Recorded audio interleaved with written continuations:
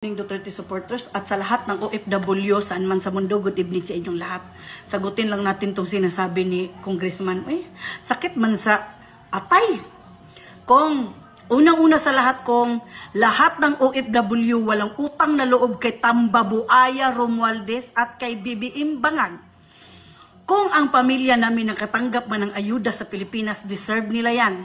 Pangatlo, kami ang nagpapasweldo sa inyo. Pero bakit anong ginawa ninyo sa admin ngayon?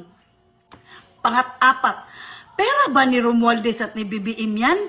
Bigyan nyo daw kami ng proof daw na pera nila yan. Hindi ba galing yan sa kaba ng bayan yung mga pinupundo-pundo nyo dyan sa mga ayuda na yan? Ngayon sa amin nyo ibuntong ang ano ninyo?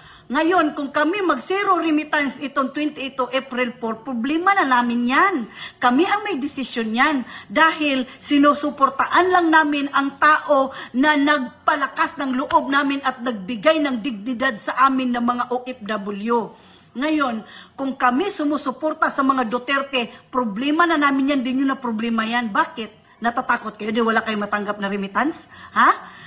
Kung hindi mo kami dapat sumbatan dahil unang-una, deserve ng pamilya namin makatanggap dahil galing sa kaban ng bayan yan. Galing sa mga taxes ng mga Pilipino, naghirap magtrabaho, tapos kurakutin lang ninyo. Hindi kayo nahiya.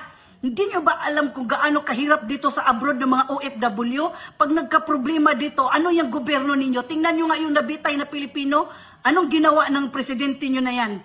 Ha? Mabuti pa si Daddy Digong, tinulungan niya ang OFW na mabitay. Tapos tingnan niyo naman ang ginawa at iniwan ni Daddy Dig sa Saudi Arabia.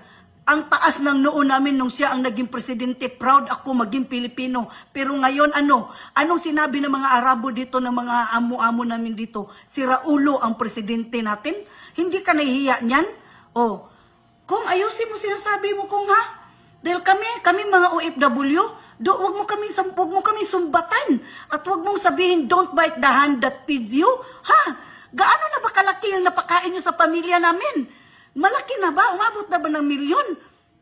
Ayusin na sinasabi mo kung. We said, I don't fake it for anyone. This is my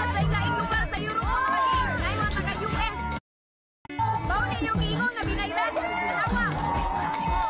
I'm always sad. I don't fake it for anyone.